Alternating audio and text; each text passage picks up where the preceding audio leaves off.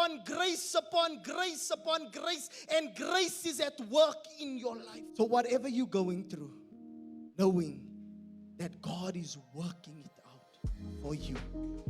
The master artist is still painting his masterpiece.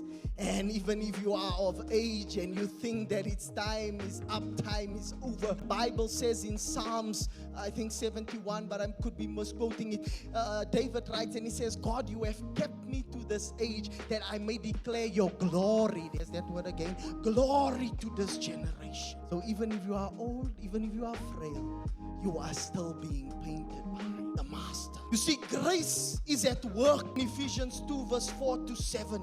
But God. Paul starts off and he says, but God, who is rich in mercy, because of his great love with which he loved us, gave himself for us. He created us with a purpose. Grace upon grace upon grace upon grace, and grace is at work in your life. You see, grace doesn't only allow me to be.